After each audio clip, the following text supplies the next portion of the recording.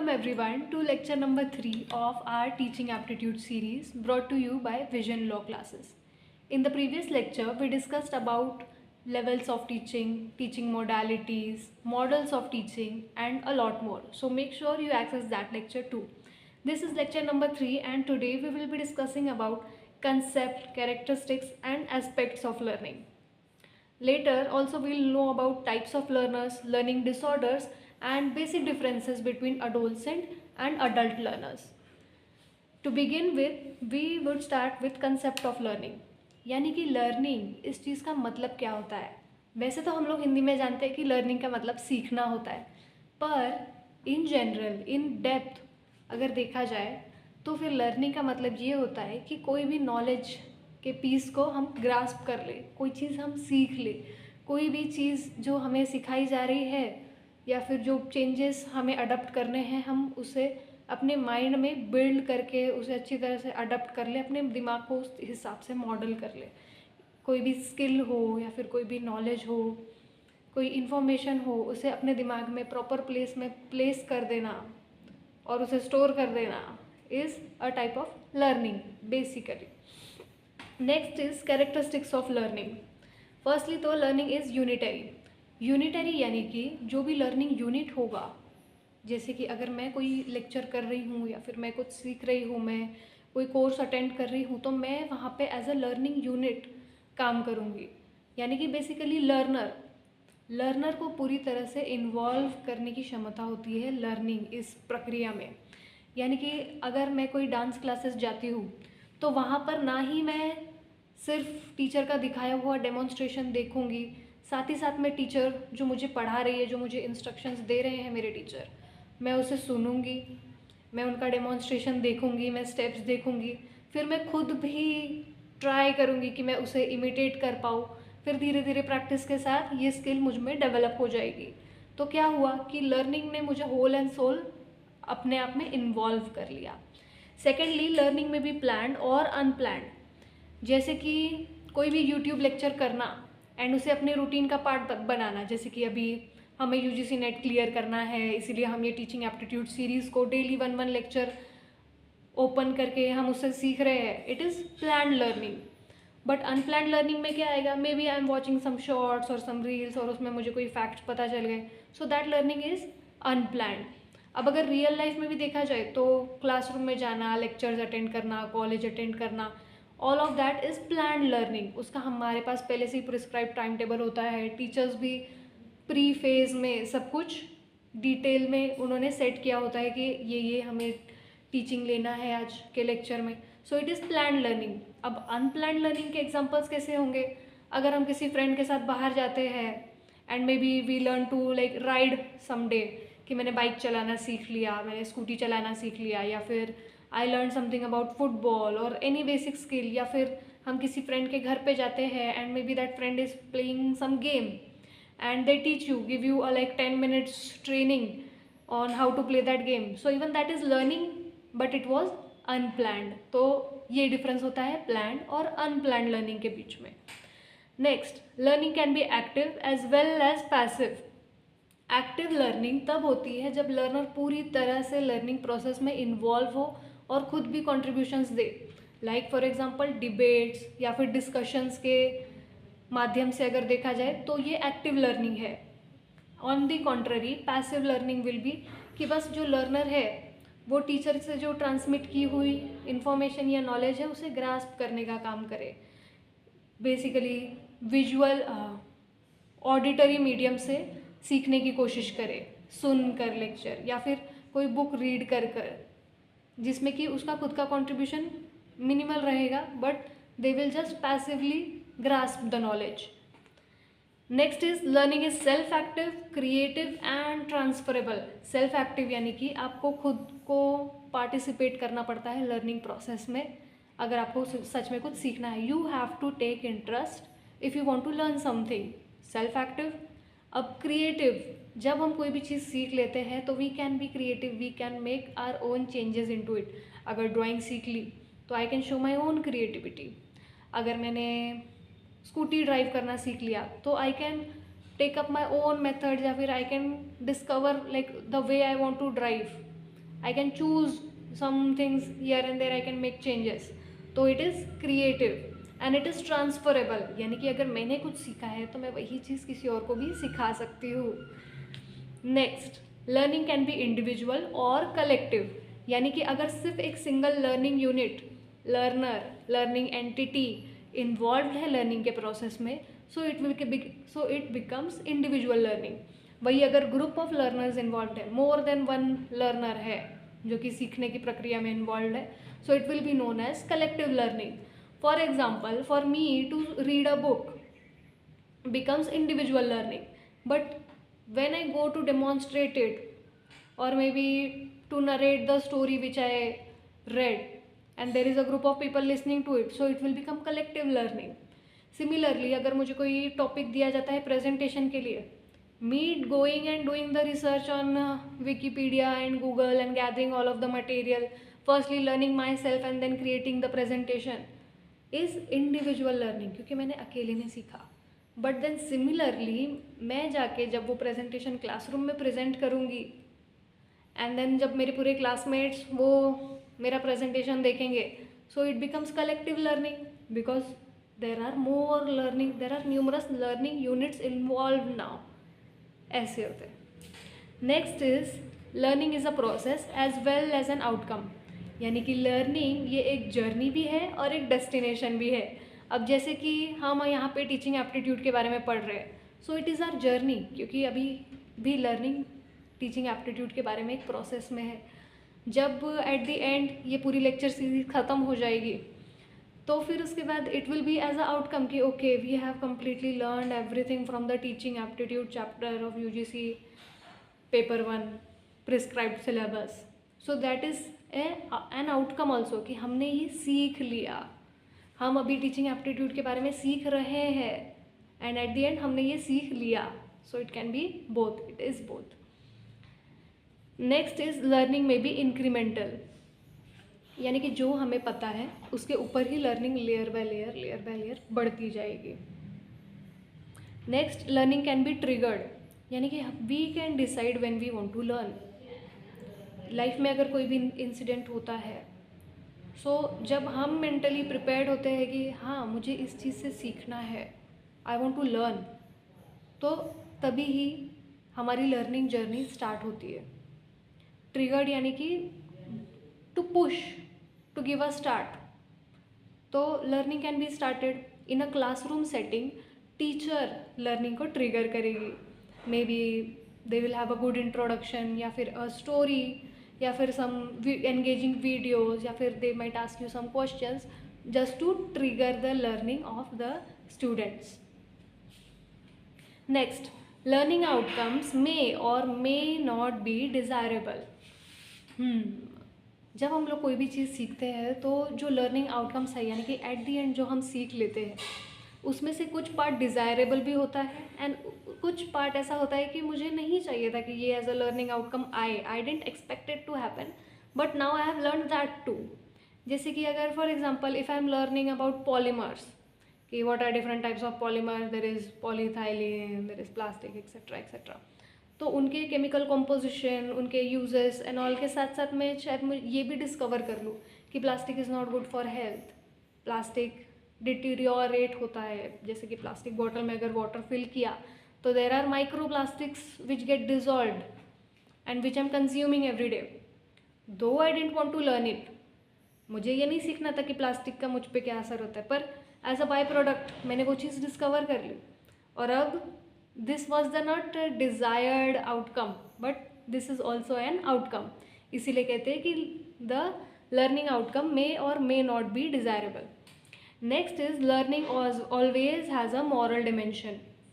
Learning जब ये process होती है और जब हम एक करके इन्फॉर्मेशन ग्रास्प करते हैं तो हम उसे अपने अंदर इनबिल्ट कर लेते हैं और ख़ुद भी उसी के हिसाब से रिएक्ट करते हैं. तो जैसे जैसे हम नॉलेज लेते जाते हैं तो हमारे रिएक्शंस, हमारा जो बिहेवियर है उस हिसाब से बदलता जाता है. तो this in short becomes our morals. यानी कि अगर जब हम हिस्ट्री की क्लास अटेंड कर रहे होते हैं and teachers will tell us about forts और हिस्टोरिकल प्लेसेस, तो they will also tell us कि वो कैसे डिटेरियोरेट हो रही है जगह, लाइक कैसे ख़राब हो रही है.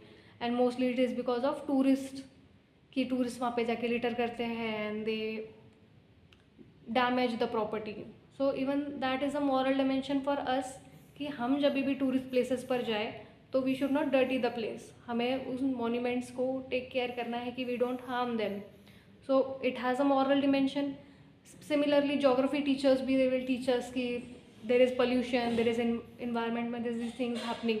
सो morally we will also take care कि okay I don't have to throw my trash out this way. मुझे वाटर को इस वे से पोल्यूट नहीं करना है. If there is some bag of waste तो मुझे उसको कैसे डिस्पोज करना है. There can be wet garbage, there can be dry garbage. तो मुझे उस हिसाब से सेग्रीगेट करके अगर मैं डिस्पोज करूँगी तो it will be easy for it to decompose, या फिर उसको रिसाइकल करने में मुझे ईजी होगा.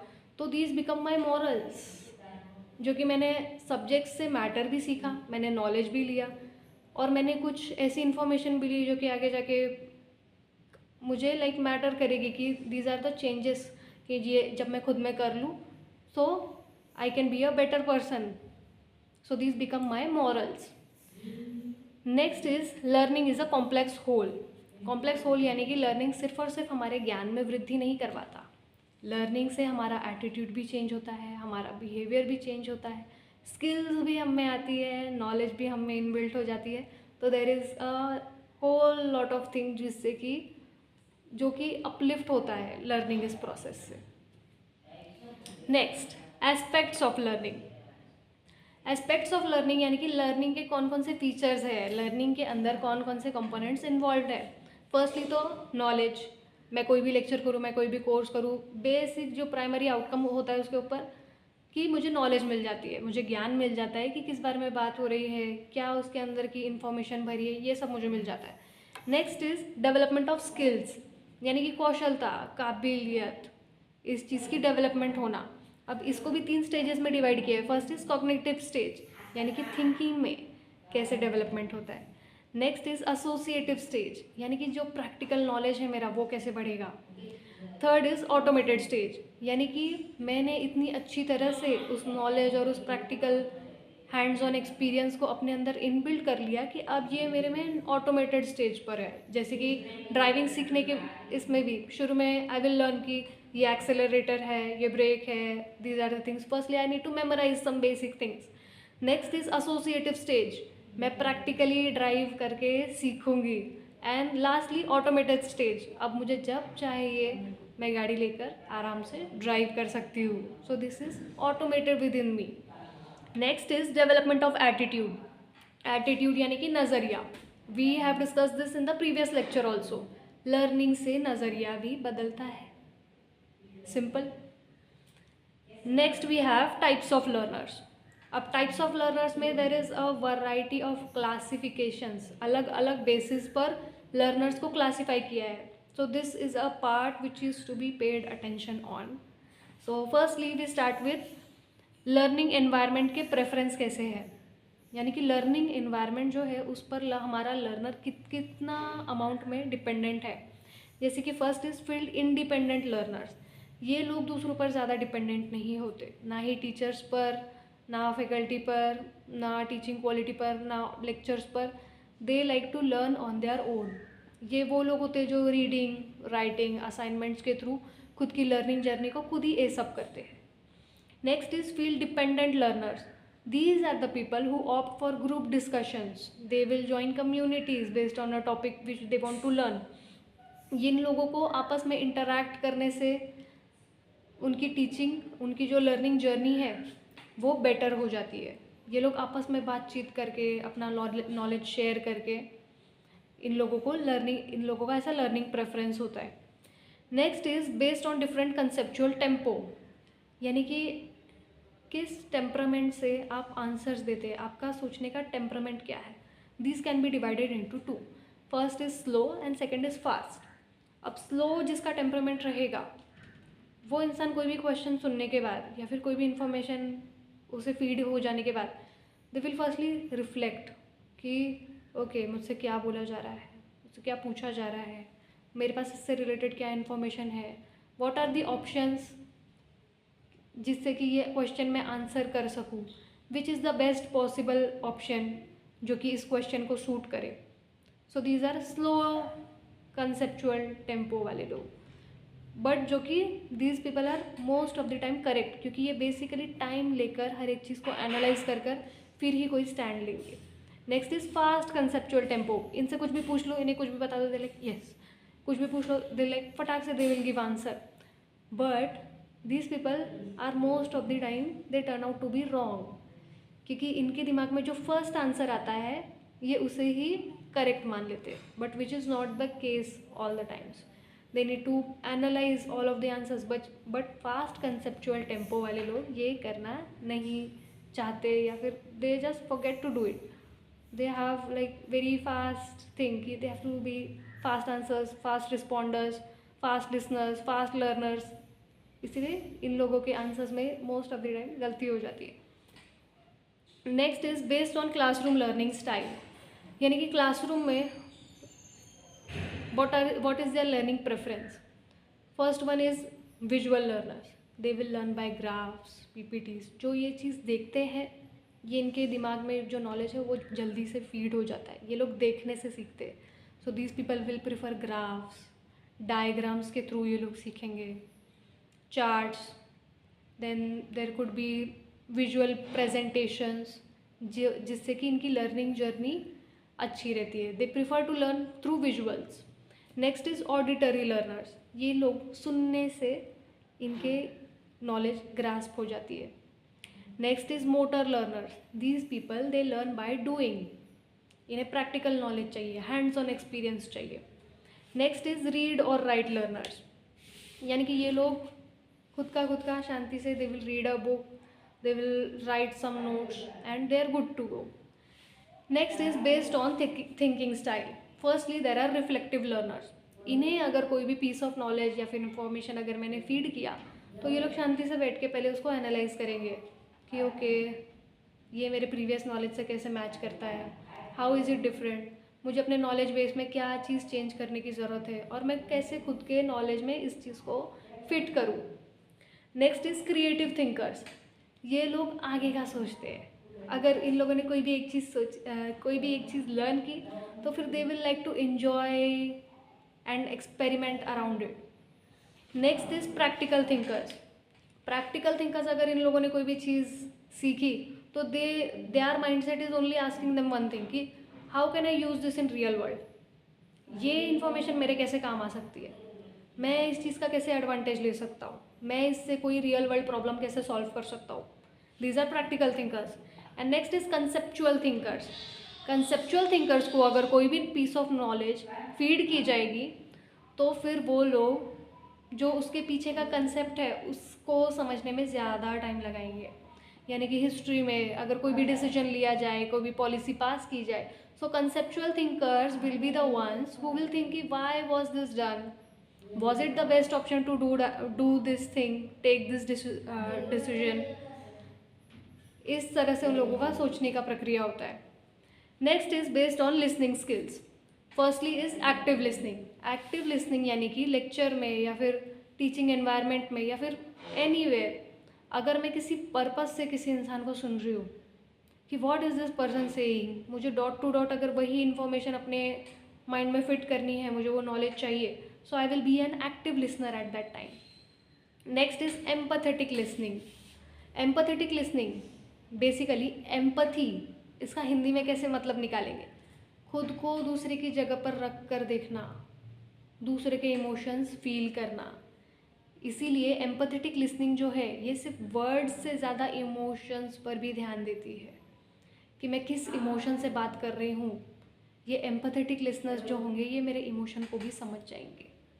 नेक्स्ट इज़ इवैल्यूएटिव लिसनिंग, यानी कि बहुत ही ज़्यादा dot to dot critically analyse करना कि सामने वाला क्या बोल रहा है.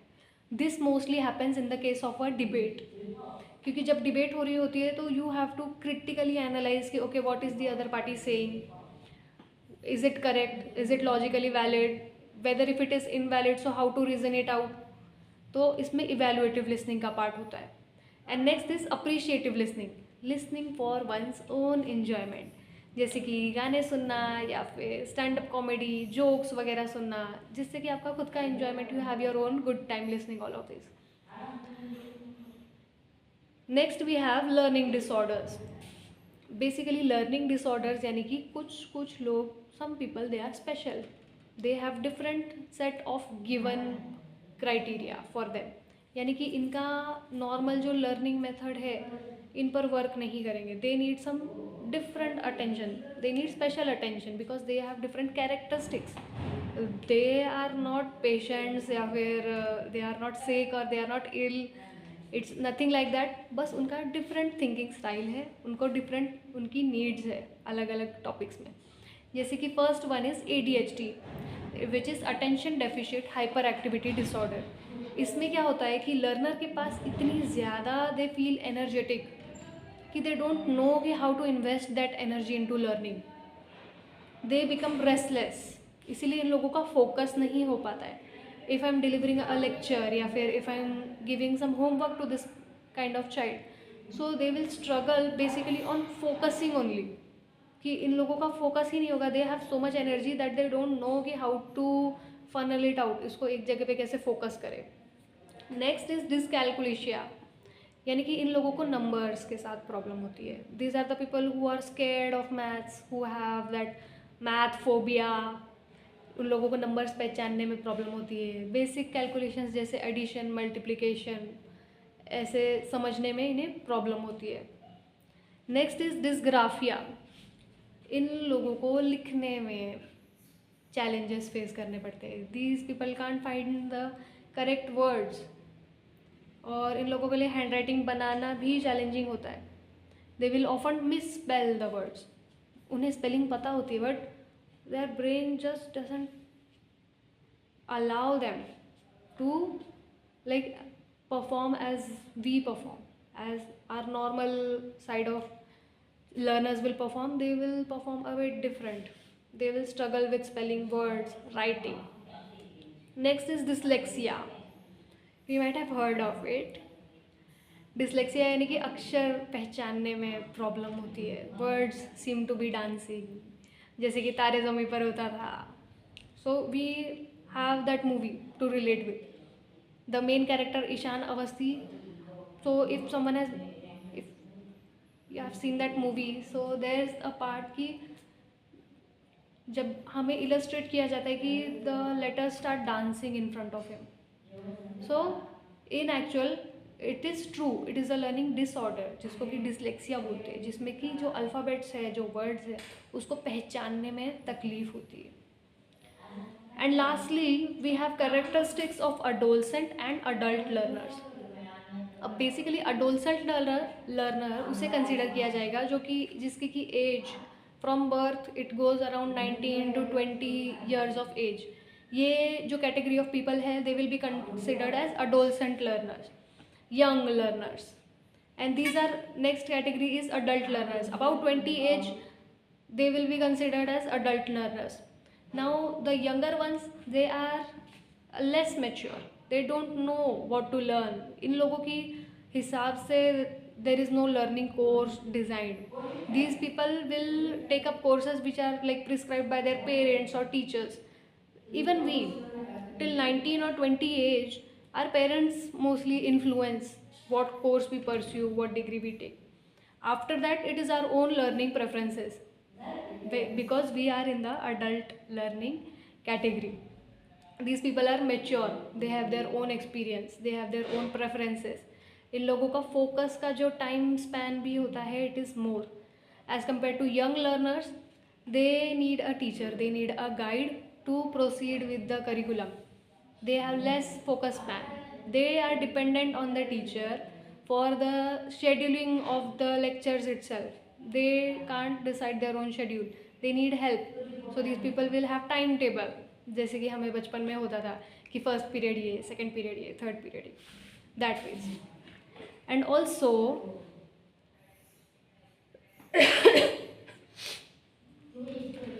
From the previous lecture we have learn andragogy, pedagogy, heutagogy. तो यंग लर्नर्स इनके इसमें पीडेगॉजी यूज़ होगा, यानी कि teacher led approach. Teacher will lead which subject is to be taught, what will be the syllabus, how to evaluate them, etc. Young learners, adolescent learners के case में, and in the case of adult learners, they will go for learning styles like pedagogy, heutagogy, and these are very well discussed in the previous lecture. So make sure you access that. Pedagogy में क्या होगा कि it is learner led approach. Adult learners will by themselves decide which course to pursue, what learning outcome do they want. Heutagogy, it is a more control over your own learning journey. So adult learners will have that. Next is time management. It is clear. Attention span is clear. Feedback preference is clear. Feedback preference में क्या होगा कि these they want constant feedback. Classes में test होना, evaluation होना, first term, second term, final exam होना. This are the evaluative methods for the young learners. Whereas adult learners, they want structured feedback.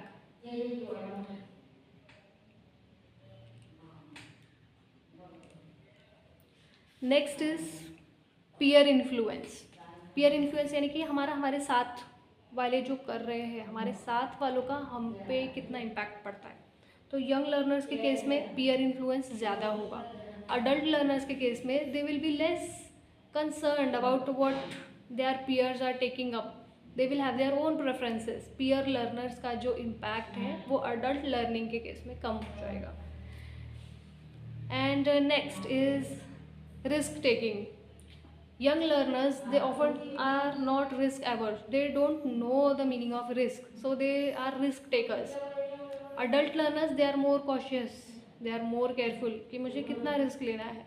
How much time should I be spending on some other activities, whereas in comparison to learning, because they have their own schedule, so they are very cautious about what actions they take throughout their learning journey.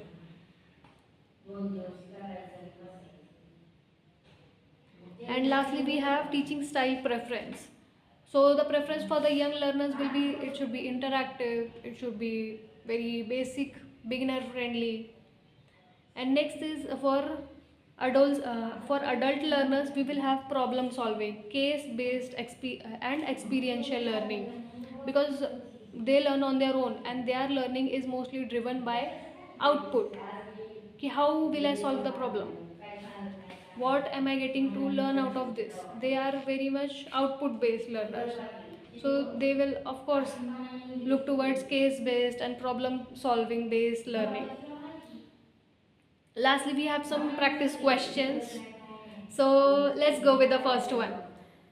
The most appropriate meaning of learning is dash. A, acquisition of skills. B, modification of behavior. C, personal adjustment. And D, inculcation of knowledge. Now first one is acquisition of skills. This seems to be true, because जब हम skills acquire करते हैं, so it is by default the learning outcome. Modification of behavior is a byproduct, but it is a higher level thing.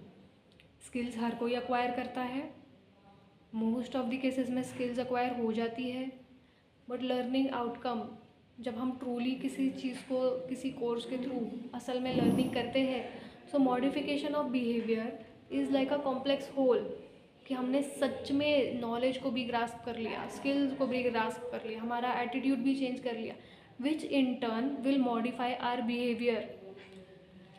Next is personal adjustment. This is not true. And second is inculcation of knowledge. Of course, the three aspects, but the most important out of these is modification of behavior. So this is the correct answer. Next is, which of the following is not a product of learning? A, attitude. B, skills. C, knowledge. And D, maturation. So if we go above, so we have these three. This one was for aspects of learning. So इसमें we have knowledge and we have skills, we have attitude. So नीचे से if we see, so knowledge is the product, skills, attitude, these are the product. So our answer is D, maturation. Thank you so much, and make sure you attend the next lecture also. In the next lecture, we will be covering more details of learning. Thank you so much.